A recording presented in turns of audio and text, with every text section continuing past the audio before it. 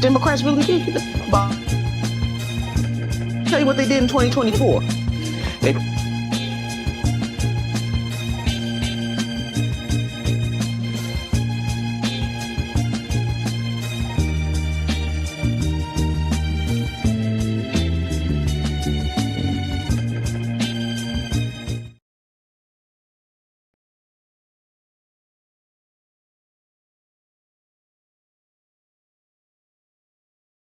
NBC reported the student complaints about unexpected tuition increases and the lack of transparency. I will say that this past weekend, just by default, I have seen the most Howard students like on TikTok explaining what they're going through, what they're needing, all of the things.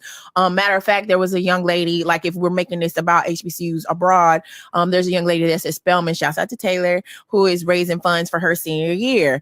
She needs to take care of some, housing related things and things like that. And like I amplified her GoFundMe and all the things. At this point, you did point out like the alumni network, right? Like how can we have a larger conversation about the financial strain at HBCUs and how funding compares to predominantly white institutions, but also get our alumni to kind of donate more or figure out ways to pour into these students to make sure that from year to year, we're not hearing more and more of these stories. To me, I feel like this is a huge influx at this point, right? That a lot of people are literally online saying what they need, and people are trying to give $5, $10, $20 where they can, but everybody's struggling, right? So it's kind of like, how do we help the students and make sure that they can get their degree or housing that they need, and then also take care of ourselves? Before I go to bed, I wanted you to know that if you haven't heard, they have occupied DC. The National Guard is being deployed. And we are seeing the first city that is being occupied in the United States. When we've been screaming about Cop cities being built, it is to do what is happening in the District of Columbia all across the nation. If you have people in DC, reach out to them, find out what's happening on the ground. Welcome to another edition of Let It Be Known. And those videos really speak. Well, that second one really speaks for itself, Niele. Peace and love, everybody, and welcome to Let It Be Known. Of course, yes, Stacy. But I think LA was the first city that they tried to occupy. And so they're just trying different scenarios of it. But everybody, we got a great show for you today. Lots of headlines coming from across the nation. As promised, we are going to talk about Project Esther, celebrating Shedeur Sanders taking over the NFL this weekend. And we have some Black History facts for you that will make you want to holler and make you celebrate a famous author. Sounds good to me. As far as this morning, there will be a 10 o'clock press conference at the White House where they'll announce their actions against DC, which we know is not, whatever they announce is not going to be good. Of course, it's going to be some sort of federal takeover. There was a report that they're going to deploy the National Guard. Of course, exaggerating greatly the crime numbers that supposedly are taking place there. I mean, there have been a lot of carjackings, but not more than other cities. It's just happened to certain people, and that's what it's all about. It just happens to certain people. It's happened to certain people, and so of course this gives Chief Nakahoma at the White House an excuse to take over a democratic city. And that's really what it's all about. It's a democratic city. And so the long range plans, as we see they're trying to steal seats in Texas and other places, they want to steal the vote in DC. And that's all it's about. Well, I think it's even a larger point is that they are trying to federalize policing across the country. As I said, I mean, they did it in LA already, right? And, with the resistance of our governor, with the resistance of the mayor of LA, Karen Bass, and the people, understanding that when you protest, You have to be a little bit more careful as to how you react and engage, although some people I don't think cared. But yeah, so they did it in California. Now they're doing it in DC. This is just a way also to deflect from all of the other crap that Trump is doing in that White House. So this is also okay. Look over here. Let's get them to focus on DC this week. And let's get all the people riled up about that. Meanwhile, he's doing 15 other things that are more detrimental to us. Although this is important, but it's always deflection with him. Absolutely. And the first video you saw our very own Dawn Montgomery and her OK Player podcast that has taken off and is doing extremely well. Always happy for Dawn. It is, as RNG says, it's moving in week for a lot of HBCUs. And we saw the important conversation that Dawn was tackling there with her co-host. Check her out, folks. I mean, it's always some good stuff that they are going back and forth. And of course, the dress is speaking volumes there. Yeah, the dress was speaking volumes, but I think the point of the conversation is most important, which is that, alumni supporting Black HBCUs. And we see that when PWIs, they raise a lot of money through their alumni. I mean, if I go down the street to USC, I see Rick Caruso, who ran against Karen Bass and put tons of money into his election, and he lost. There talks about him running for governor. But when you go to USC, there's a Catholic church named the Caruso Catholic Church. And so these rich people put tons of monies in these PWIs.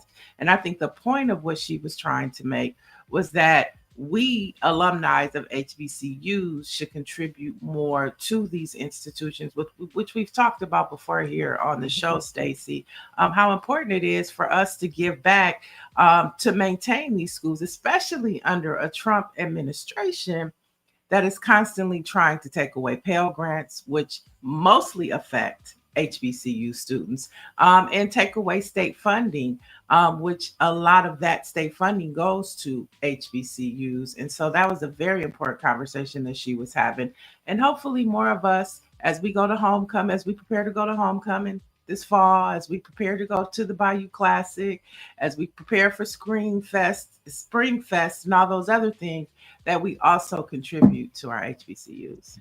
Yeah, it is. You said it 100% correct. It's 1000% important. It's so important, especially now under what we're seeing. And I see a lot of folks giving these large endowments to PWIs, and that's your choice. That's your choice. But also don't forget our HBCUs, and our HBCUs shouldn't be, in my opinion, it shouldn't be your okay. What I have left over, I'll give to them.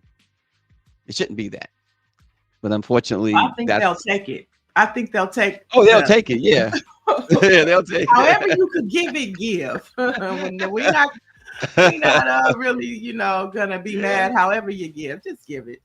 just give it, right? And by the way, the Black Press will be at the Bayou Classic. Dawn will be there, as well as eToro, folks. And eToro is all things sports, among other things. So the Black Press will be well represented there, and they will be giving us some reports from there. So when the Bayou Classic happens, we will have it for you. That's Thanksgiving weekend, y'all. Every Saturday, Thanksgiving weekend. There you have it. Here's something I wanted to hear from the chat on Niele, and of course, I always want to hear your point of view. But we're going to talk about Black and Latino members of ICE. Sometimes you choose a line of work, and you may not always know where it might head, right? But in 2025, with ICE carrying out raids and tearing apart families, it's impossible to ignore the image of Black and Latino agents enforcing policies that devastate communities of color. Many liken them to, of course, the character from Django Unchained, or the house Negro of slavery, those who upheld the master's rule against their own. Wearing that badge now means asking yourself a hard question. Are you protecting justice, or just protecting the system that harms your own people? Is that a fair thing? Is this a fair point? Because in the end, no matter the badge or the paycheck, history won't call you an enforcer. It'll call you a collaborator. Is that fair? Well, I mean, I think that people need a paycheck. And so I'm not concerned about a black or brown person saying, hey, I have to feed my family, especially if they voted for Kamala. I'm just saying. Um, but they're giving away free tuition. So I'm not really concerned about somebody doing something for their livelihood. I think the bigger issue is this Trump Klan administration and how they're going about enforcing it.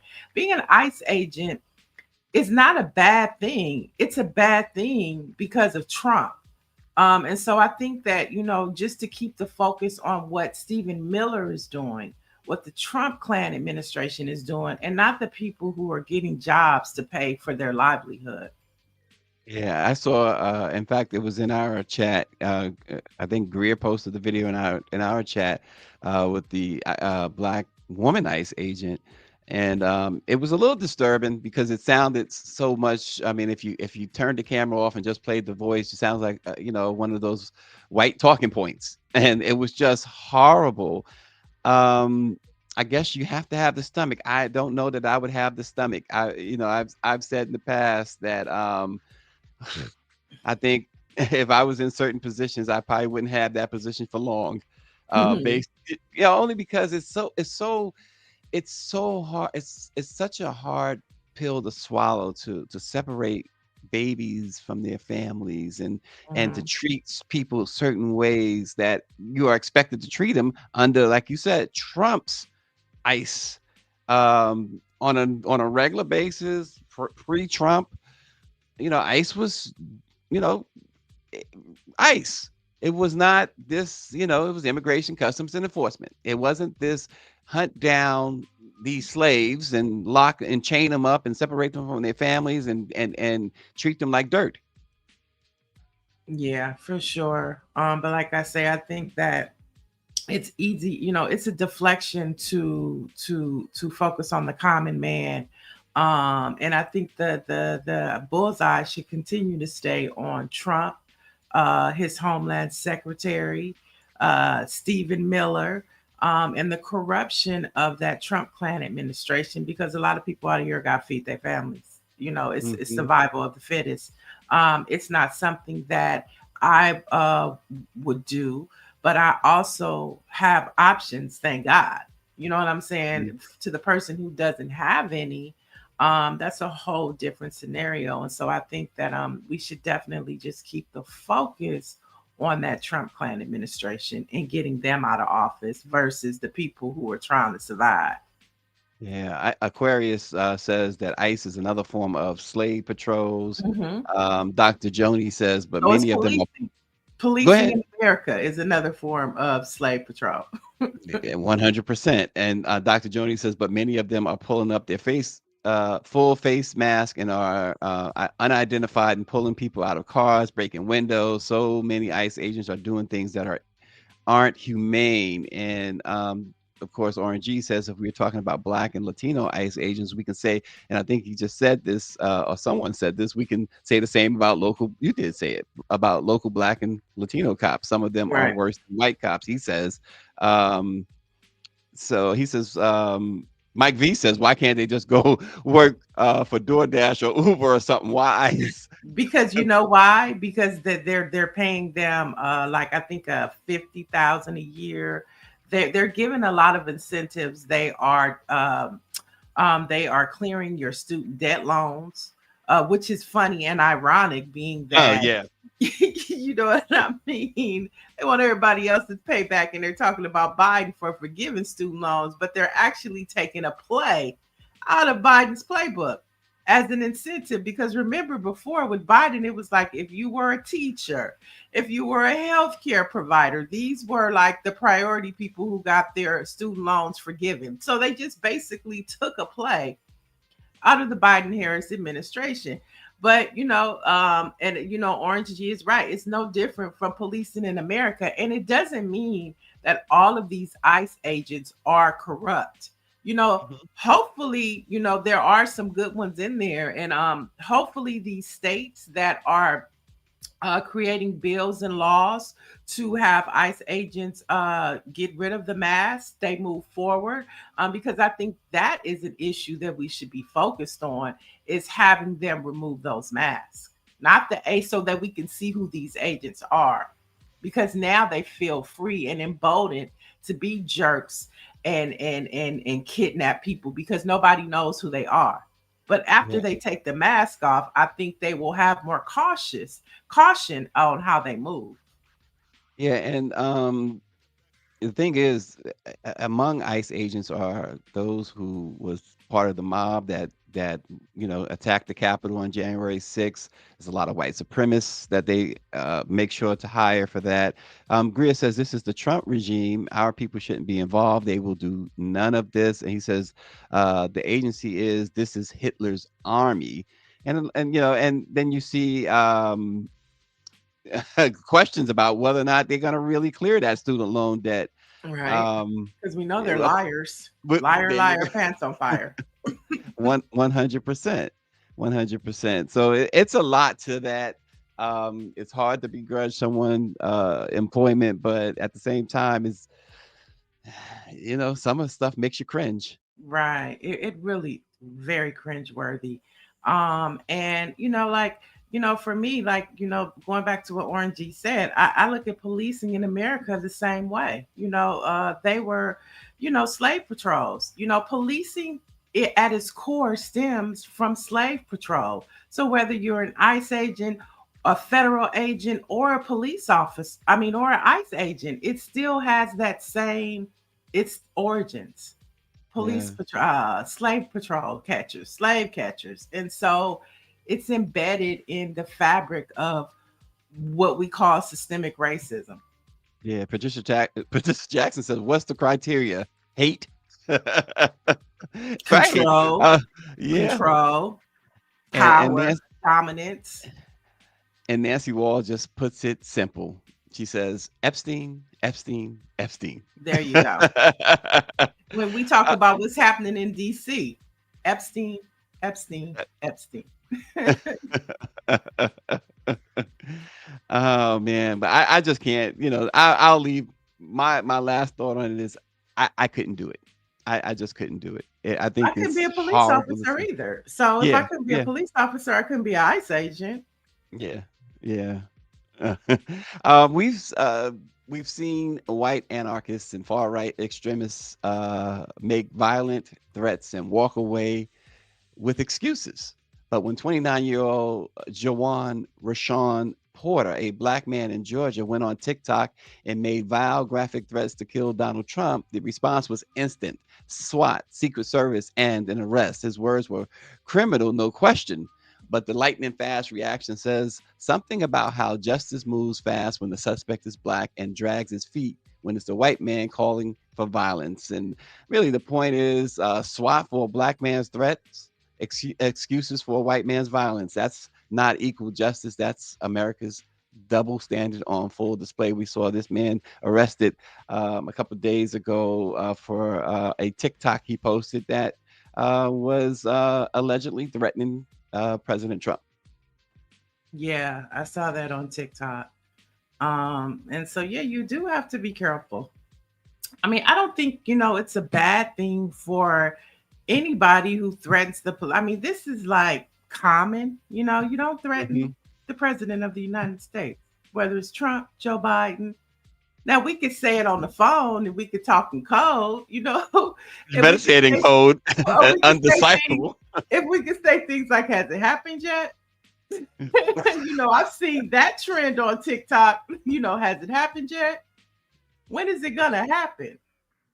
Wake me Oh, when it God. happens, but don't just blatant say that. You should do it. You can't do it Yeah. for Obama. You can't do it for Biden. You can't do it for Trump. Get a little more savvy. It is the dumbest thing you could do is publicly threaten to kill the president. It is absolutely the dumbest thing you could do. I have Like you said, any regime. It's just stupid. I have a cousin, and her Twitter handle's name was Ninja Do Something. And everybody knows what the word for ninja is. Ninja Do Something. That was her Twitter handle name.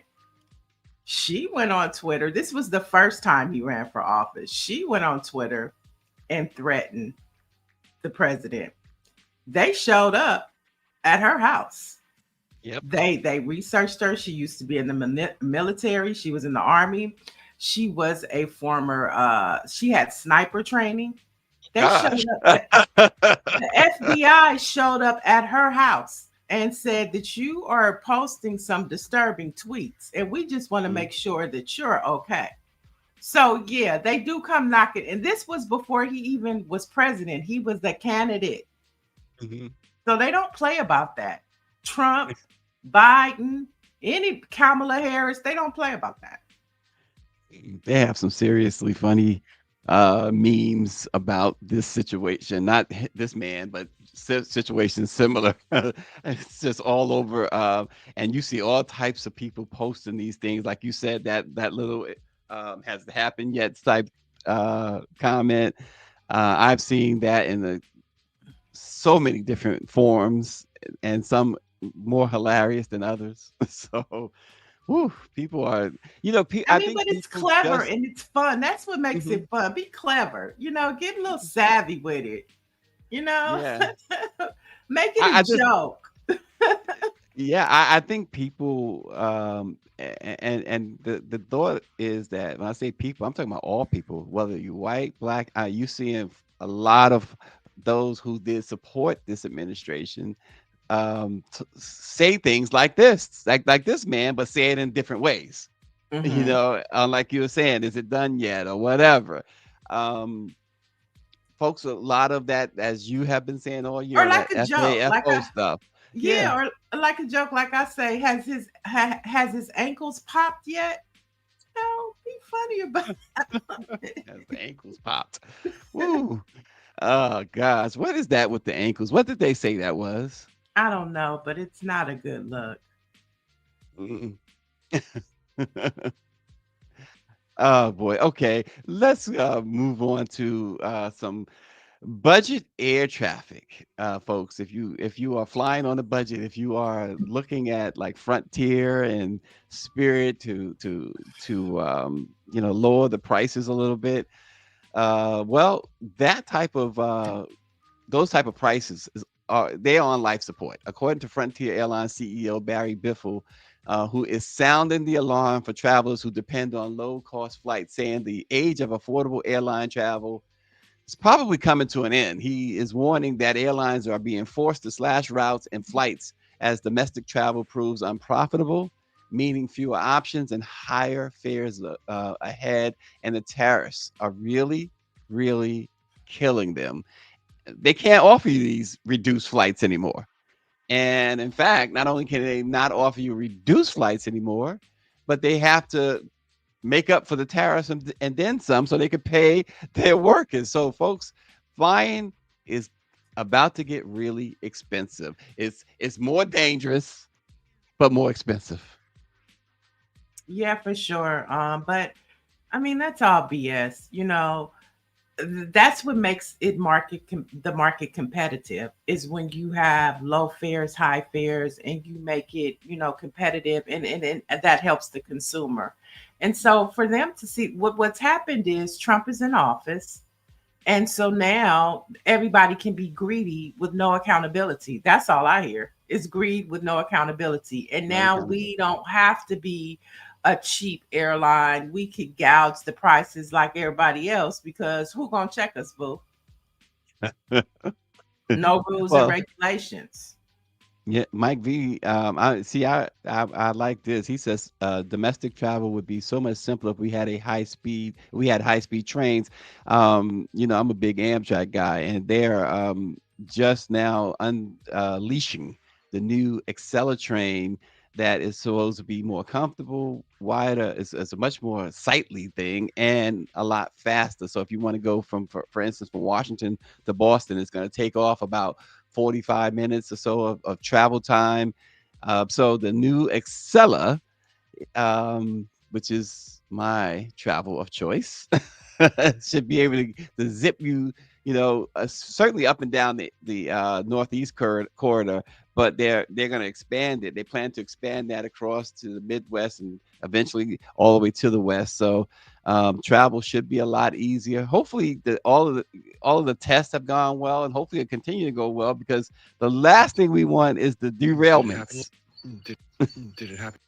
Did it happen? Oh, yet? for Is he gone? sure. No, 100%. Is he past tense? 100%. But yeah, I just Is he it's no it's longer? gonna, Is he deceased? you know, travel had become a Is he thing on that the other everybody side? can participate in. If What's so so, funny? I can You say hear it. that? Did anyone get the Celsius that's actually Is it just me hearing that? And so You're not hearing that? oh, I'm trying to act, you know. Oh, okay. I just want to make sure it's not in my head. That's all. Good. I'm sorry. Go Oh, ahead, it's Nia. okay. No, it's okay. I forgot my point. She want to play that song. He talks too much. He worries me to death. No, I really forgot what I was trying to ignore it and not, you know, make it so obvious. But Yeah. it's Well, okay. Mike says there's a high-speed rail from Nevada to California that Trump is trying to stop. No kidding. You know, Right. that doesn't surprise at all. But thanks. Yeah, Mike, you're right. But that might need to be stopped because it's been in production for years, you know. Forever. So, you know, hey, he might be Yeah. onto something there. Oh boy. And speaking of the Midwest, you know, turning our attention to Gary, Indiana, where the children there certainly deserve more than a warm body in the classroom. They deserve fully licensed, qualified teachers who can actually prepare them for the future. But instead of committing to invest in and grow its own talent pool, guess what the district has decided to do? They're bringing in virtual teachers to the classroom. They'll have them on screens while pushing out local educators with emergency permits, some of whom have been serving students for years. The state says progress toward full licensure is required, but there is no cap on how long that process can take. So blaming Indianapolis is not chic, according to them. In a majority Black city already battered by years of state takeover, the kids of Gary, Indiana, simply can't afford to be pawns in an adult fight over paperwork and contracts. So, you know, if you know the Black children in Gary, Indiana, aren't worth the investment to train and retain real in-person teachers from their own community, then this isn't about education. It's about priorities, and right now they are all wrong. So I'm just trying to understand. So are they closing the schools? They are, instead of closing the schools, no, they're not closing the schools, but instead of having real teachers, they're going to have, well, in-person teachers. The students will be in person and the teachers will all be virtual. So who's going to like be responsible for the students while they're in class? Well, I would imagine, and from what I understand, let me not say I would imagine. From what I understand and from what I've seen being reported is that, of course, you'll have some teachers, but not in every class. You'll have administrators, of course, doing their jobs. So that it's not like the students will be in the building all by themselves. But most of them will have, there'll be a screen in the classroom where there will be a teacher, and so there's no real interaction. But I'm Um, talking about the supervision of the students mhm, in the right. classroom. So there's no supervision There will for be the students. classes without supervision, right? Hmm. That could be problematic. That could be very problematic. But the fact is that they are not having these teachers. They are pushing these teachers out. It's a contract dispute that's been going on for a long time with the Board of Education, the union there. And so this is what the Board of Education has decided to do. And the state has backed this plan to just use virtual teachers. And are these in you know, I would be curious just to know if these are, so this is in predominantly Black neighborhoods. Yes. So the Well, white neighborhoods will have teachers, but the Black students won't. well, Gary, Indiana is if I'm not mistaken, somebody correct me if I'm wrong, is about 88, 89% Black anyway. So this is only in Um, Gary. yeah. Yeah. And So, Indiana is a red state. yep. And so yeah. Yeah, it's big business. It's all about business. Yeah, and if I recall, I heard JD Vance is trying to withdraw redistricting lines in that state as well. He held some private meetings. So it just sounds like, this Trump clan is just, any way they can, any power they have over a state, they're doing the most to set a precedent that could happen across the country. Well, you see the what they're attacking. Education, of course, is always the one. Can't educate those Negroes. They're not allowed to get education. They should know by now that doesn't work. We gonna get educated, okay? Take away their the books about Black folks and Black history and Black accomplishments. It's all it's so it follows the blueprint of slavery. It follows the blueprint in so many ways, including, of course, you have the house Negroes sticking up for them. You have that element as well, so it follows the blueprint. For sure. That is insane. Welcome to Monday, folks. Welcome to Monday. Oh my gosh. And in more headlines, I mentioned to you last week we would talk about Project Esther, which I'm pretty sure we'll begin to hear more and more in the headlines as they continue to roll it out on us without us knowing. If you remember a few weeks back, they said that churches would now be able to endorse candidates. I believe this is all part of Project Esther, but Project Esther was developed in 2024 by the Heritage Foundation, which is the same think tank that created Project 2025. And it's providing a blueprint basically against all people who support the Palestinian people and who want them to have access to food, want them to have access to land. If you are anti-Israel, then basically Project Esther is coming for you. But I think the devil in the detail, funny to say devil in the detail, is that it also promotes white Christian nationalism. Okay. And if you know, there's a viral video going around where CNN reporter Pamela Brown is talking to one of the most prominent evangelical pastors in the country, and he's talking about how women are just there to breed babies, and women, they don't think women should have the right to vote.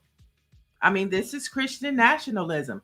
Christian nationalism was also the people who justified slavery. Yeah, okay? And as I said, you have your house Negroes who go right along with it, stepping fetchits, who think they are making statements about other folks, and they never look in the mirror, because all we hear is what the other folks are not doing or didn't do or whatever, and totally blessing what the slave master is doing. So there you go. And Greer says that white Christian nationalism hates women. Oh, they hate women. And not only that, they are a part of the Republican Party. If you have time, I would go watch a documentary that came out in 2019 called The Family. And it is about how white Christian nationalism really controls this country and the Republican Party. They basically control the prayer breakfast, the annual prayer breakfast that the president has, how they are embedded in the fabric of the Republican Party. They also own a house on K Street in DC, where a lot of Republicans stay. Very good documentary. But when you watch that documentary and you read what's happening with Project Esther, you could just see how they are well connected in controlling this country. And now under Donald Trump, and I'm thinking about Paula White, who is now over the clergy council for the White House. All of this is pointing towards Project Esther. And if you don't think Project Esther is a problem, then just look at how they're implementing Project 2025. Yeah, and RNG saying, "Where's Black MAGA?" Well, he says, "I can't find one to discuss the 7.2% unemployment of Black people. Not even Byron Donalds will say a word about 300,000 Black women losing their jobs under Trump." RNG, they come on and watch this show. Some of these Black MAGAs, and they come on here and salute their master. Yeah, I'm sure you've noticed them. So, I mean, they here. So yeah, so I mean, just folks, like we're on Trump 2.0. He doesn't plan to leave the White House. You got Republicans that are doubling down. You have states that are Republican led, having redistricting hearings when you're really not supposed to have them until after you have the census, right? So they've already Mhm. broken that tradition, law, protocol in our country. And now you have white Christian nationalism, the very foundation of what supported slavery. They gave us the Bible, okay, and told us everything else was bad.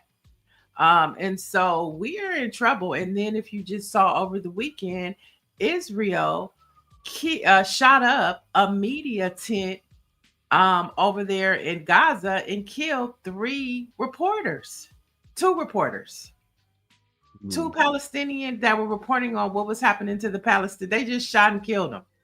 Mhm. Donald Trump is supporting all this. It's a lot going on. And this whole project, Esther, is anti-Palestine, anti-Palestinian people. And anybody that's caught protesting the war in Israel, you're subject to be, brought in for charges by the Trump administration. So all of this stuff is relative.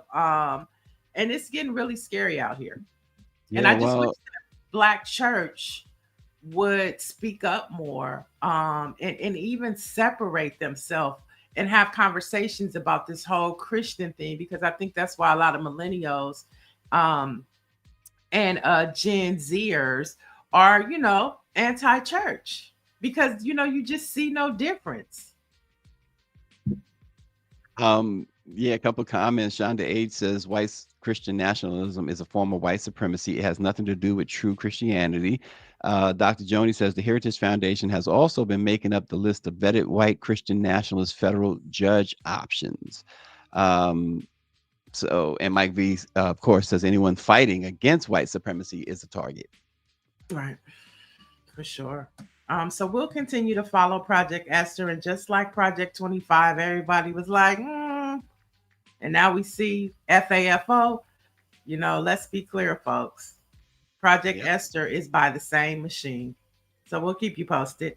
Moving on, speaking of faith, South Carolina is mourning the loss of civil rights activist Reverend Joseph Darby, who died just days before his 74th birthday. Now, Darby served as pastor for several AME churches across the South Carolinas.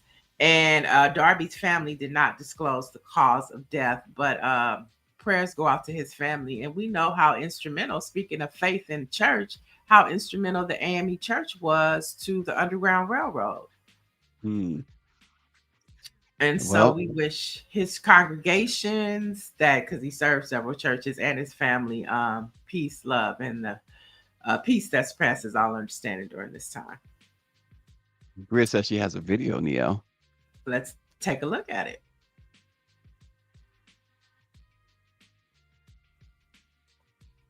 Maybe not. No, she doesn't have it ready. So, all Okay, right. so we're going to move on to where Illinois has launched a statewide initiative aimed at helping African Americans reconnect with their ancestral ties in Africa. Now, the statewide funded Illinois Family Roots pilot program offers free DNA testing and analysis through the African Kinship Reunion Research Program.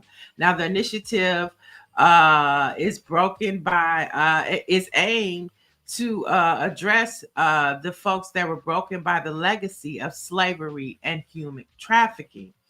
And so here it is, a state that's saying that, hey, I want to reconnect you to your roots. I know a lot of people feel or question it, especially a lot of Black folks, like, you want my DNA? I don't believe it. You're going to do something with my DNA. But Stacy, have you tried to trace your roots back to Africa through any of these? Oh, I did it a Yeah. long time ago. Yeah, yeah. And gosh, what is it? It's I can't even remember the percentages, but there's which country was it? Ghana, I think, was really the predominant one for me. The country in Yeah. Africa. Yeah. Yeah, but I think this is the first time a state has launched an initiative. And so Illinois is being very progressive about helping Black folks reconnect to their roots in Africa. And we really might need it because we really might need to go back if we continue to go the route we're going. So sharing is caring, y'all. Um, and let's jump into some sports headline. You know, the NFL kicked off this weekend, but I don't think this weekend was the NFL. I think it was the Shador Football League this weekend, as he dominated the headlines um, with the preseason game with the Browns taking 30-10 victory over Carolina on Friday. There were so many headlines with him. I don't even know who else played, Stacy. And I think that even the way that he addressed the media, telling them that, you know, you guys never report anything about me. It was a moment for him to reclaim his narrative and present himself the way he wanted to over the weekend. And I think as a young man, he did a fantastic job. Yeah, it's the first preseason game, and hopefully for him and for all of those who root for him, he'll keep it up. He's able to keep it up because wow, that would be some kick in the face to the NFL itself if he goes on to be successful as that first preseason game showed. But you know what also happened during the preseason the other day? The Jacksonville Jaguars kicker Cam Little nailed a 70-yard field goal. Of course, because it's preseason, the stats don't count, but it would be by far the longest field goal in the history of football, 70 yards. That means he kicked it from the other side of the field through the uprights there, Yeah, 70 yards. that's So, amazing. two great things, you know, in the NFL. Shedeur Sanders and Cam Little. It really gives the NFL an instant juice as they head into the new football season in a few Yeah. weeks. Yeah. Shout out to him, but I don't think that nobody even saw that. All we saw on our timeline was Shador. Okay. I mean, that's great that he kicked 70-yard, but I mean, even the sports channels, Shador took over this weekend.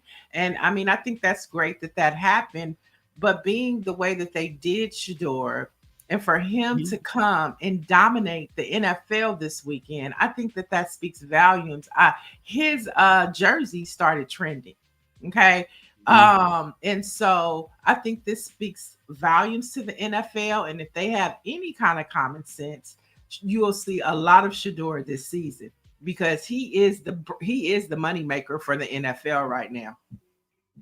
All right. Just coming out the bat on the first weekend. Now, yeah, we have a full season to get to, but that headline about that kicker, I didn't see that on my timeline, and I think that is commendable. And shouts out to him. What else you got? And so tonight we were talking about faith. The evangelicals could do it, but Black folks, we do it better.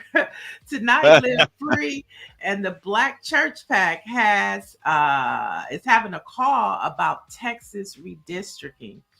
And so it's talking about the national impact on other states as we all pay attention as to what's happening in Texas. And participants include Derek Johnson, president of the NAACP, Reverend Dr. Freddie Haynes, who is a pastor in the state of Texas. We have Rep. Jolanda Jones, who we had on the show last week, Tamika Mallory, and Reverend Dr. Leah Daughtry. Now, it starts at 7 p.m. Eastern Standard Time, and you can visit Live Free or the Black Church PAC for login information. But this is like the Black Church, doing what the Black church traditionally does in standing and taking up space for individuals to learn more about the impact of this whole redistricting conversation, which I think one of the narratives that is getting left out is that you traditionally don't do redistricting until you do the census, because you get the count of the lay of the land. And then we talked about last week, you brought up, Stacy, about the census and Trump wanting to do his own count, because they want to keep white pure and right in this country. And that's just not the case. And so if you want to check out this call tonight about redistricting and the role of the Black church, go ahead and visit Live Free and the Black Church PAC websites for login information. Okay.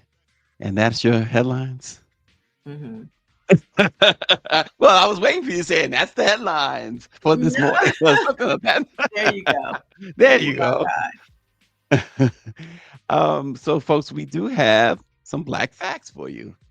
On this date in 1965, a single arrest in South Central Los Angeles lit the fuse for one of the most explosive uprisings in American history when white CHP officer Lee Meniscus stopped and arrested 21-year-old Marquette Fry. Tensions with onlookers boiled over into 6 days of chaos in the heart of Watts. By the time the smoke cleared, 34 people were dead, more than 1,000 injured, and thousands arrested. The cost was a staggering $100 million in damage, but the true price was in the raw truth that it exposed about poverty, about policing, and race in America. The Watts riots weren't just an explosion of violence. They were a warning flare from a community pushed to the brink by systemic neglect and racial injustice. So on this date, 1965, an incident happened that would kick off the Watts riots. Yeah, just a quick note to that. We no longer call them the Watts riots because, words mean something. So now they're called the Watts Rebellion or civil unrest. The riots were something that white folks put on us.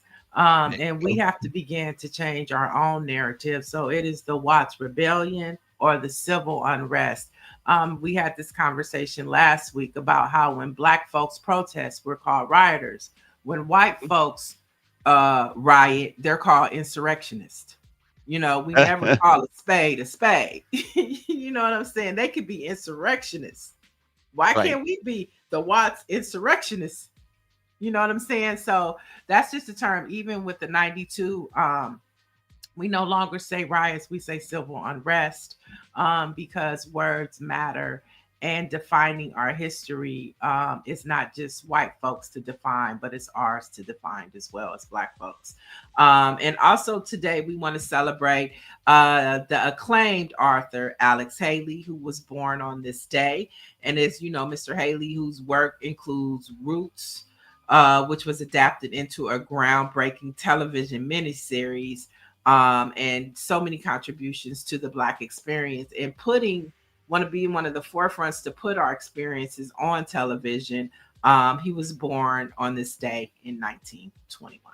Yeah, it was Roots that made me first recognize how deep racism is. And it really had, I always think about Roots as a pivotal moment because that's when all of a sudden I started hearing the N word a lot. I started hearing, the other derogatory terms for Black folks in the streets and stuff. Where you go and travel somewhere. And I was 9 years old when Roots came out. And it wasn't until then that, I got to a bigger picture of how deep racism really ran in this country.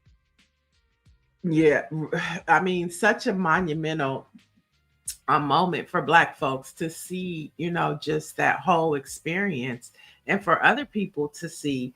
And so it kind of really, bothers me when people say, oh, please, not another slave movie. I think that those stories of struggle. Now, I love a Django.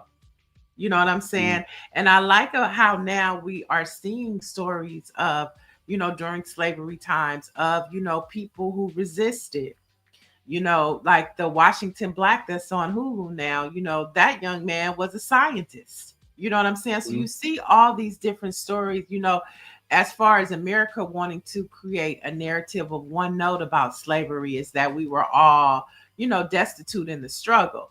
But there were Mhm. some people who were free, like the Gilded Age. I don't know if you guys have started watching the Gilded Age, but I mean, it was like really post slavery, but it showed Black people of prominence, regal, sophisticated. And so I'm glad that we're seeing these stories now. And you can't go further if you don't know where you're being, or however they say it. And so this is a part of our history. And I think it's important. Thanks to Alex Haley, he was one of the first people to really put it at the forefront of television. Yeah, and as bad as Roots was, bad as what it depicted, um, I'm sure what we saw on ABC television for that week, because I think it ran 4 or 5 days or so, was probably believe it or not, a sanitized version of what really went on with Alex Haley's family and so many other African families that was kidnapped and brought to the United States. So.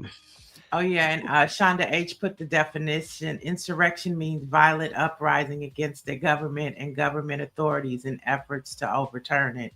Yeah, for sure. Yeah. And I Yep. think too, when the riots, when the civil unrest happened in '92, and in the Watts rebellion, it was because we were sick and tired of the police, and we wanted to overturn their ass and get them, have some change, and still today, Black Lives Matter. We still fighting the same things today. There Um, you go. so I just, it's just words matter. And, this whole country, Stacy, sometimes you wake up on a Monday. Has he done anything yet? Yep. Well, folks, our black-owned newspaper of the day is the St. Louis Argus. In 1912, brothers Joseph Everett Mitchell and William Mitchell founded an insurance company newsletter for the Western Union Relief Association in St. Louis, Missouri. Over time, the publication grew both in scale and reach, eventually becoming the St. Louis Argus newspaper. Over the span of its more than a century years of existence, the Argus has served the African American community without unwavering dedication. It is now the oldest continuously operating Black owned business west of the Mississippi River. St. Louis Argus is our Black owned newspaper today. Awesome. Awesome. All right. And for the latest in news, let's see what the week will bring. If you want to know what it's going to bring, head over to BlackPressUSA.com because, of course, we're delivering the stories that are impacting and uplifting you. Thanks always, folks, for chiming in. We will see you again tomorrow.